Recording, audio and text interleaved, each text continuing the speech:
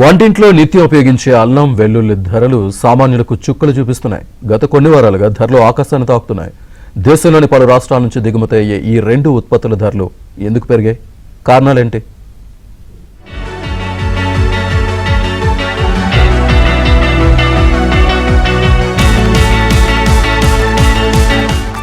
అల్లం వెల్లుల్లి లేకుండా వంటగది ఊహించలేం.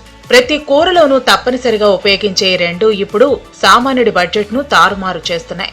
విజయవాడలోని రైతు బజార్లు, రీటైల్ మార్కెట్లలో ప్రస్తుతం అల్లం కిలో 200 నుంచి 250 వరకు విక్రయిస్తూ ఉండగా వెల్లుల్లి కిలో 160 నుంచి 170 వరకు పలుకుతోంది. గత నెలతో పోలిస్తే ఈ రెండు పచ్చి మసాలాల ధరలు గణనీయంగా పెరగడంతో వినియోగదారులు కొనుగోలు చేయడానికి వెనకాడుతున్నారు. ఇక్కడ వచ్చి కేజీ వచ్చి 200 దాకా ఉంది. బయట మార్కెట్ లో 350 అలా నడుస్తుందండి. గవర్నమెంట్ అయినా ప్రజల మీద అభిమానంతో అయినా తగ్గించగలిగితే, సబ్సిడీ లాంటిది ఇస్తే అందరూ హ్యాపీగా ఫీల్ అవుతారండి. వాళ్ళ కూరగాయలు కూడా కొనే పరిస్థితి లేదు. ప్రతిదీ కూడా 40 రూపాయలు 50 రూపాయలు ఉంది మార్కెట్లో. అదండి. ఇవరికి కిందటి వారం కొంచెం పర్వాలేదండి, అందుబాటులో ఉన్నాయి. ఇప్పుడు కొంచెం పెరిగిపోయాయి. ఇవి కూడా కొంచెం కామన్ పీపుల్కి అందుబాటులో ఉండేలాగా వస్తే బాగుంటుందండి. ఎవరికైనా కొనుక్కోవడానికి బాగుంటుందండి. 200 కేజీ. మొన్న ఈ మధ్య చాలా తక్కువ ఉండేదమ్మా. 150, 160 అలా ఉండేది మంచి అల్లం. ఇది కొత్త అల్లం మరి పరిస్థితి. కొత్త అల్లం అంటే డ్యామేజ్ అయిపోద్ది, పవర్ తక్కువ ఉంటుంది దాంట్లో.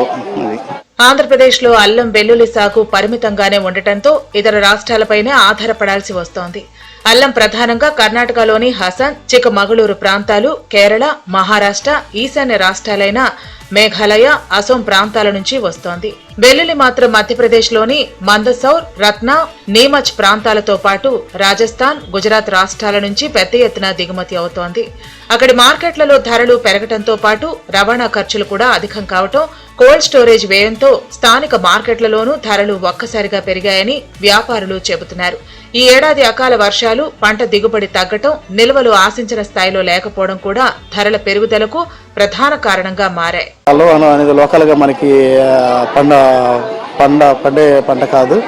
మనకు పక్కన ఉన్న రాష్ట్రాలు కర్ణాటక, తమిళనాడు రాష్ట్రాల నుంచి అల్లం రావటం జరుగుతుంది.